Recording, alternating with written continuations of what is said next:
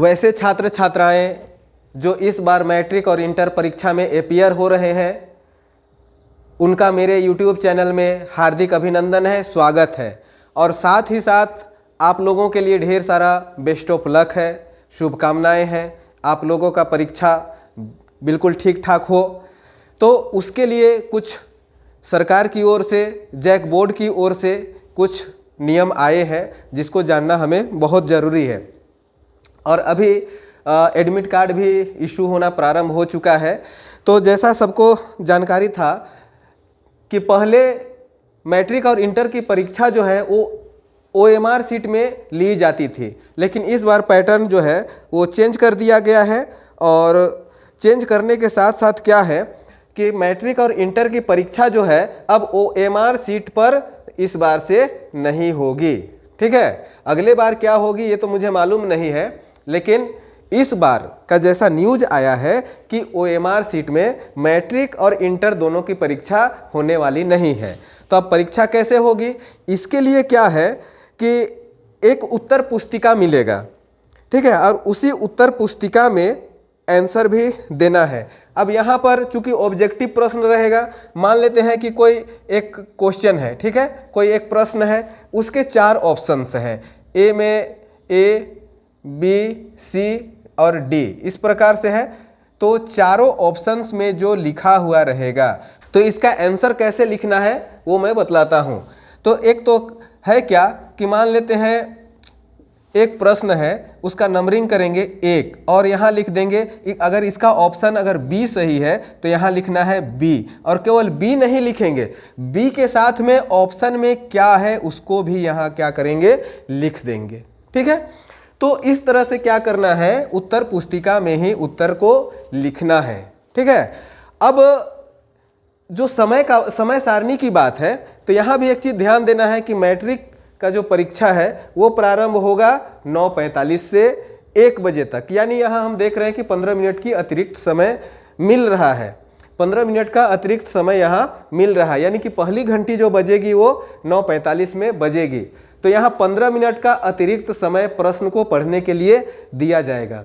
और 10 बजे जो घंटी बजेगी वहाँ से क्या करना है, परीक्षा लिखना प्रारंभ कर देना है, और जो 1 बजे समाप्ति होगी। ठीक है, तो ये तो हो गया मैट्रिक का बात।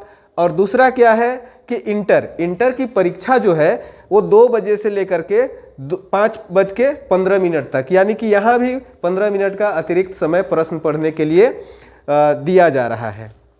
तो ये तो हो गया समय की बात।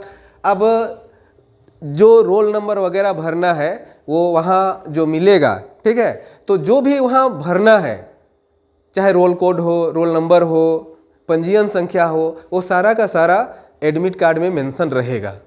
और दूसरा चीज़ क्या है कि अगर 9:45 में पहली घंटी, कहने का मतलब कि क्लास में बैठा देने के बाद ये पहली घंटी बज जाएगी प्रश्न दे करके, तो वहाँ सेंटर पहुँचेंगे कब, तो यहाँ 9:45 में है, तो जितने भी छात्र हैं, हालांकि जो छात्र जिसको परीक्षा लिखना है वो भी काफ़ी उत्सुक रहते हैं कि जितना जल्द हो सके सेंटर पहुँच जाए, लेकिन कहीं कहीं क्या होता है कि कभी कभी मिस्टेक वश देर हो जाता है। तो खैर कोई बात नहीं, बहुत से ऐसे छात्र छात्राएं रहते हैं जो काफ़ी दूर के भी रहते हैं, तो अपनी अपनी सुविधा अनुसार समय को विशेष रूप से ध्यान रखना है। और मैट्रिक के जो छात्र हैं उनको कम से कम 9 बजे तक तो सेंटर पहुंच ही जाना चाहिए। अगर जल्दी सेंटर पहुंचेंगे तो उसका लाभ क्या होगा, एक तो है कि वहां जा करके किसी भी प्रकार की कोई हड़बड़ाहट नहीं होगी, हड़बड़ाएंगे नहीं। और दूसरी चीज क्या है कि वहां का जो माहौल है उसको समझ पाएंगे, कैसा विद्यालय है, कैसा सेंटर है, अंदर का माहौल क्या है, वो सारा हम यहाँ जा करके आप सब समझ सकते हैं और बहुत वहाँ से फैमिलियर हो सकते हैं। तो एक तो ये फायदा है कि वहाँ अगर हम समय से पहले पहुँच जाते हैं 9 बजे तक, लेटेस्ट 9 से लेट ना हो, 9 से जल्दी हो तो काफ़ी अच्छा रहेगा। अब दूसरी चीज़ क्या है कि बहुत से ऐसे छात्र छात्राएं होते हैं जो परीक्षा से पहली वाली रात बहुत एकदम घबराहट मन में रहता है, क्या करें क्या नहीं करें, क्या पढ़ें, कौन सा चैप्टर पढ़ें। तो ऐसी कोई बात नहीं है, 1 साल पढ़े हैं, ठीक है, 1 साल पढ़े हैं और 1 साल में पूरा सिलेबस पढ़ाई हो चुका है। और जब प्रश्न आ जाएगा, प्रश्न को जब पढ़ लेंगे तो आप लोगों का दिमाग में वो क्या होगा, जब प्रश्न को पढ़ेंगे तो ऑटोमेटिक दिमाग में आना शुरू हो जाएगा कि इसको पढ़े हैं और इसका आंसर क्या होना चाहिए।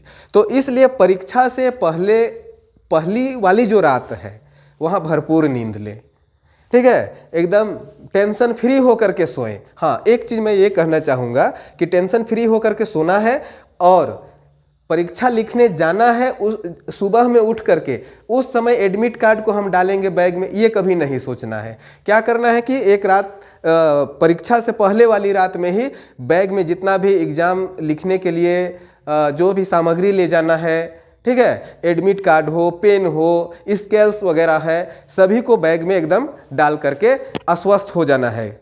सुबह उठेंगे, अपना जब भी परीक्षा लिखने जाएंगे बैग पकड़ना है और फिर सीधे सेंटर जाना है।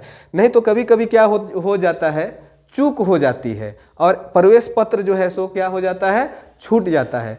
तो छूट जाने के बाद थोड़ी परेशानी झेलना पड़ता है। इसलिए खास करके, हालांकि इंटर वाले तो बहुत समझदार रहते हैं, मैट्रिक के बाद वो इंटर में पहुंचते हैं, इसलिए तो मैं खास करके मैट्रिक वालों के लिए ये बात मैं कह रहा हूं। हालांकि 9th क्लास का भी बोर्ड, 8 का भी बोर्ड आप लोग दिए थे, उस समय भी आप लोग ये नियम को फॉलो किए होंगे।